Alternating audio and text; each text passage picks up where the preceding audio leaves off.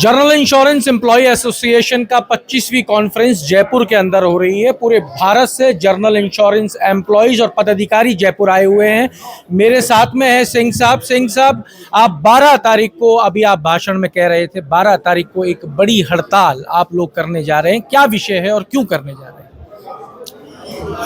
12 तारीख को आज़ादी के बाद देश में जो श्रमिकों ने जो तमाम कानून श्रमिकों के पक्ष में जो लड़ के हासिल किए थे, हमें बहुत खेद है इस बात का कि सरकार जो है 4 लेबर कोड संसद में उन्होंने बिना चर्चा के और बिना उस पर स्टीयरिंग कमेटी बनाए एक तरफा तरीके से उसे कॉरपोरेट प्लस जो कानून है उसे वो पास करना चाह रहे हैं, लागू कराना चाह रहे हैं।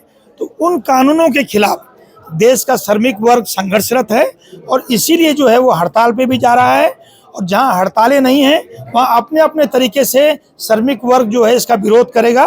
और 12 तारीख के बाद भी सर, ऐसा इन कानूनों के अंदर ऐसा क्या है जो श्रमिकों को हड़ताल करने पे मजबूर होना पड़ रहा है? आप कह रहे थे कि देश की सबसे बड़ी हड़ताल हो सकती है जी 12 तारीख को। जी, ये कानून जो है हमें ट्रेड यूनियन अधिकार जो है उसको खत्म करने की ओर ये कानून है।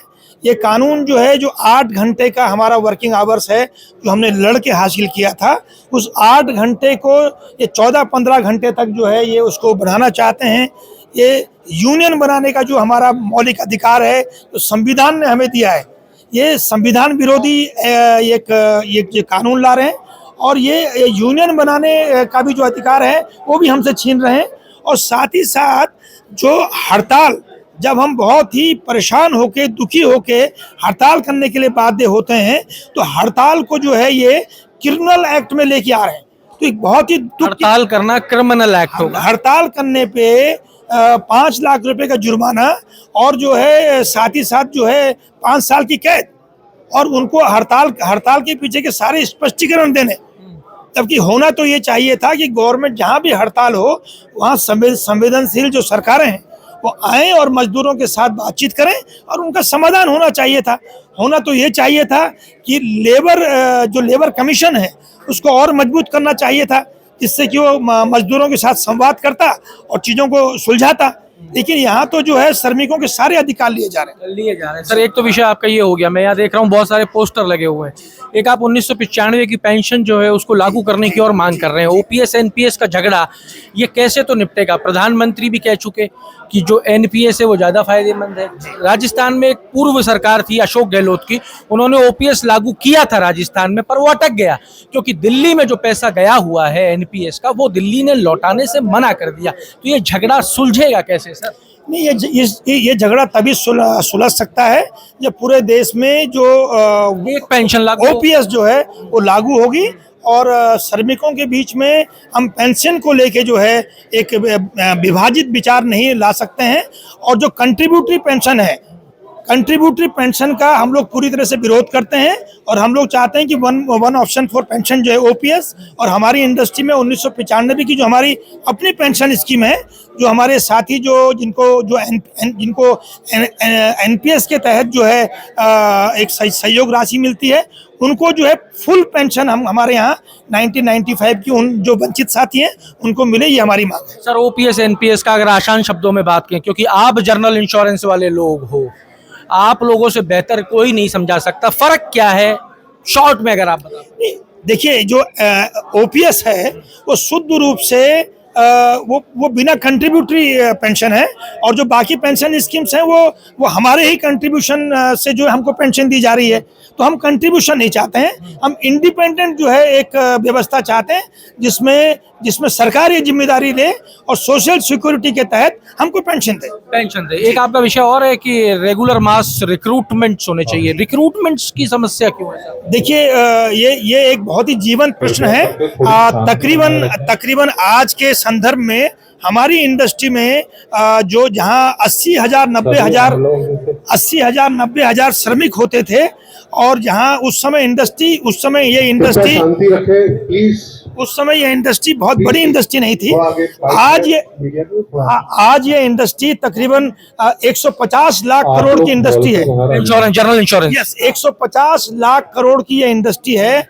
और हमें चिंता है कि 150 लाख करोड़ की इस इंडस्ट्री में जिस तरह से शॉर्टेज ऑफ स्टाफ है हमारे यहाँ, ना तो स्किल्ड एम्प्लॉयज हैं, ना स्किल्ड वर्कफोर्स रह गई है। तो हमारे यहाँ तकरीबन 35-40 जो है, मेरे जिज्ञासा के तहत सवाल आया है, 35-40 जो है हजार क्लास 3 और क्लास 1 के साथियों का और डेवलपमेंट ऑफिसर के साथियों का यहाँ रिक्रूटमेंट होना चाहिए। तो हम ये मांग कर रहे हैं कि पर्याप्त भर्ती हमारी इंडस्ट्री में हो, जिससे कि ये इंडस्ट्री फल फूल सके और आगे बढ़ सके। आपने कहा 150 लाख करोड़ की ये उद्योग है सर। आज से कुछ साल पहले की बात की जाए तो मेडिक्लेम अगर कोई किसी का करने जाता था तो लोग उस पर हंसते थे, मुझे क्या होने वाला है। कोई अगर किसी का टर्म प्लान करने जाता था वो कहता था मैं मरूंगा थोड़ी, तू मेरी मरने की दुआ करने आया है क्या। लेकिन आज अवेयरनेस आई है सर। आज ये जो उद्योग जिस तरीके से आप लोग मांग उठा रहे हैं और ये इंडस्ट्री डेवलप हो चुकी है क्योंकि मेहनत की गई है, तो आज अवेयरनेस है। आज लोग ऑटोमेटिक प्रोडक्ट को परचेस करने के लिए ऑप्शन ढूंढते हैं। तो क्या ये निजी हाथों में भी जाने का डर है क्या आपको ये उद्योग? निजी, देखिए हम लोग जो है प्रतिस्पर्धा से घबराने वाले लोग नहीं हैं। हम लोग आप ही के सेक्टर को निजी क्षेत्र में दे दीजिए। हम लोग चाहते हैं कि निजी क्षेत्र भी ईमानदारी से कार्य करे, और यहाँ बहुत स्कोप है भारत में, और पब्लिक सेक्टर्स को भी जो है एक लेवल प्लेइंग फील्ड उनको मिले। लेकिन दुख की बात यह है कि कुछ शक्तियाँ और ख़ास तौर पे कुछ कॉरपोरेट्स ये चाहते हैं, और उन्होंने पिछला जो शीत सत्र था उसमें 100% FDI वो लोग ले आए हैं, और जीवना अमेंडमेंट एक्ट को भी चेंज किया है।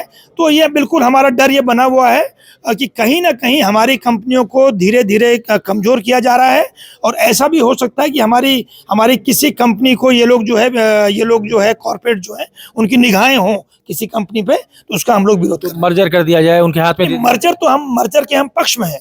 हम चाहते हैं कि हमारी चारों कंपनियों का मर्जर हो, सुदृढ़ीकरण हो, जिससे कि हम लोग जो है सिंगल मोनोलिथिक कंपनी के तहत कार्य करें और प्राइवेट कंपनियों के साथ स्वस्थ प्रतिस्पर्धा हो।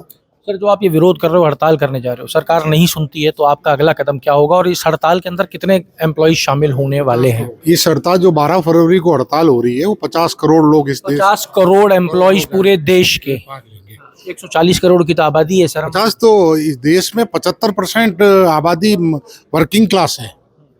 आप देखिए इस देश की 95% जो संपत्ति है वो 5% लोगों के पास में।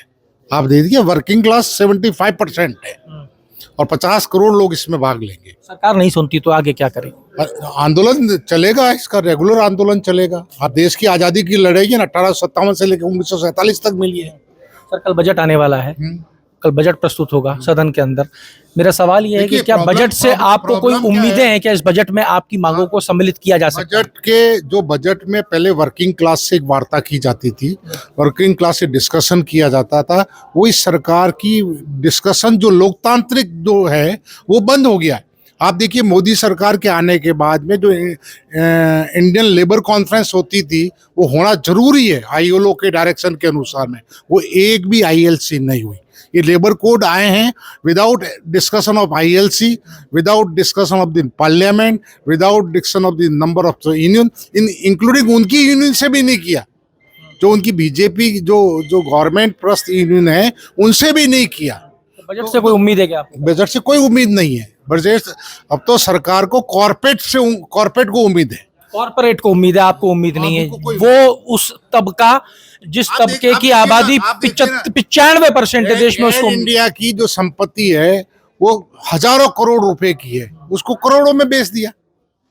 संपत्ति पब्लिक सेक्टर ने बनाई, उसमें मेहनत पब्लिक सेक्टर ने करी और उसको कौड़ियों में बेच दिया, चाहे रेल हो या चाहे इंश्योरेंस हो या किसी प्रकार का हो। और एक देखिए पब्लिक सेक्टर और प्राइवेट सेक्टर में फ़र्क है। पब्लिक सेक्टर आता है वो समाज की सेवा के लिए आता है। आप पुलिस से चाहते हैं कि मुनाफा होगा, या हेल्थ इंडस्ट्री से चाहते हैं कि मुनाफा होगा, इंडियन आर्मी हो गई, इंडियन आर्मी से आप चाहते हैं मुनाफा होगा, रोडवेज से चाहते हैं कि मुनाफा होगा। वो पब्लिक के लिए है, इंश्योरेंस भी पब्लिक के लिए। तो इस सरकार का जो एक मकसद है, जो हमारी समाजवादी व्यवस्था है उसको हटा के एक पूंजीवादी व्यवस्था को पैदा करना।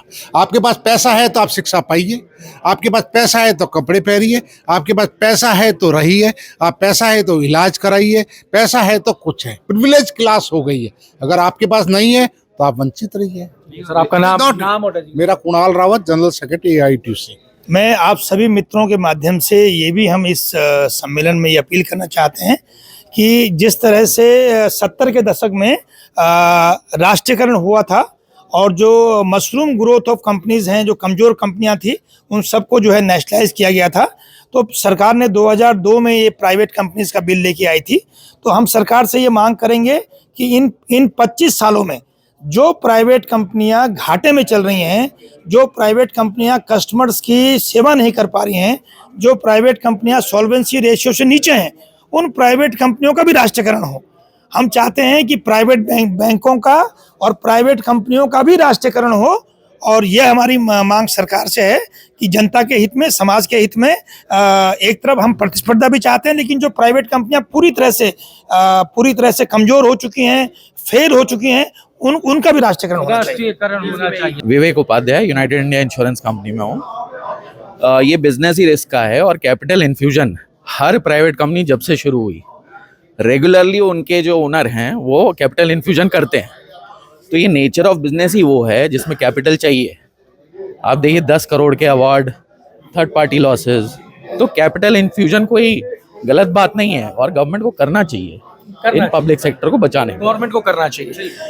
देखिए साहब, ये मैं मौजूद हूँ जयपुर चैप्टर के अंदर। ये 25वीं कॉन्फ्रेंस है जनरल इंश्योरेंस एम्प्लॉयज एसोसिएशन की। लेकिन यहाँ विषय निकल के बहुत सारे आए हैं। पहला विषय 50 करोड़ लोग, फिर सुन लीजिए 50 करोड़ एम्प्लॉयज हड़ताल पे जा रहे हैं 12 तारीख को देश भर के। इनका कहना है कि जब लेबर लॉ बनाया गया था तो वो मजदूर की सुरक्षा के लिए बनाया गया था, और आज वही लेबर लॉ मजदूर को खत्म करने के काम में लिया जा रहा है। ये उसका विरोध कर रहे हैं। इनका कहना है हमारा बड़ा स्पष्ट है, 1995 की जो पेंशन थी उसको लागू कर दिया जाए। हम सरकार से कुछ नहीं चाह रहे, एम्प्लॉयमेंट दिया जाए, रिक्रूटमेंट किए जाएं, और साथ साथ सरकार कैसे इस बड़े तबके को आगे प्रमोट कर सकती है, आगे बढ़ा सकती है। इन कंपनियों को मारा ना जाए, इन कंपनियों को जिंदा रहने के और आगे बढ़ने के रास्ते निकाले जाएं, इसलिए ये हड़ताल की जा रही है। अगर सुनवाई नहीं होगी तो ये हड़ताल बड़ा रूप देश के अंदर ले सकती है। यही विषय है सर। जुड़े रहिए हमारे साथ। अमर उजाला के लिए जयपुर से मैं आशीष। आपके राज्य की खबरें, आपके शहर की खबरें सबसे पहले जानने के लिए देखते रहें अमर उजाला। चैनल को सब्सक्राइब जरूर कर लें और पाएं हर अपडेट।